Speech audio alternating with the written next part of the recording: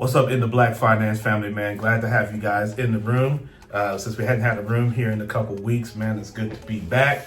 Shout out to the African American Alliance of CDFI CEOs. As I came into the office, they sent me this sweatshirt, "We Are the Movement." So shout out to them. Definitely get a chance to rock this crew sweatshirt.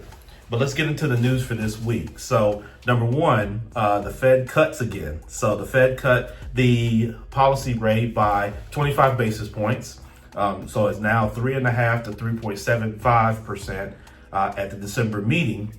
Its third cut of 2025, while stressing elevated uncertainty and rising downside risk to employment. Really how this translates is they're easing, but they're not racing. Markets read this as a gradual cut, data dependent into 2026. Number two, jobless claims jump, but definitely you have to look at the calendar on this. So initial jobless claims rose to 236,000 for the week ending December the 6th, a 44,000 jump largely tied to Thanksgiving seasonal adjustment noise, not a sudden wave of layoffs. Continuing claims fell to 1.8 million, which is the lowest since April. Number three, mortgages. The 30-year fixed average mortgage rate is at 6.19% as of last week, according to Freddie Mac. Meanwhile, mortgage apps rose as refinances jumped. So conventional refis were up 8% week over week. Government refis were up 24% with FHA rates at their lowest since late 2024.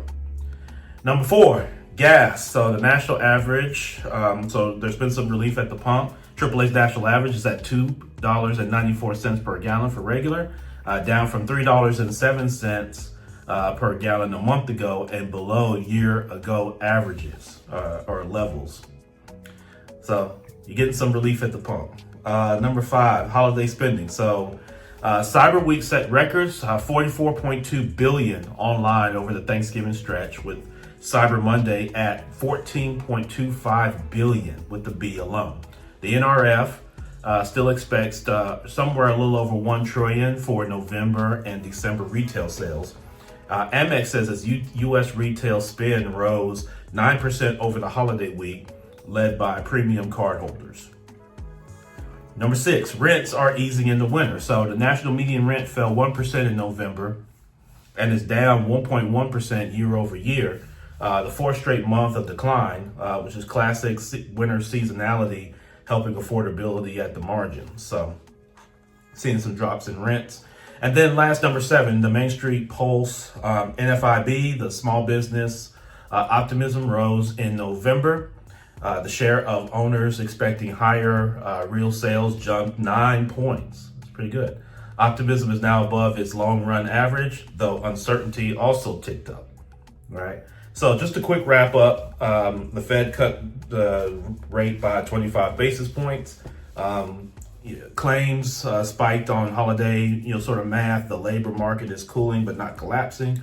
Mortgages are continuing to go down, as is gas prices. And then holiday sales have been sort of what they've expected, and they're looking around that $1 trillion mark. What I'd be interested to see is how that breaks down demographically in terms of socioeconomic demographic. Is most of that at certain levels socioeconomically versus others, and how that breaks down. So we probably won't see that till into 2026. So anyway, that's your updates for the week. Let's get back to the conversation in the Black Finance.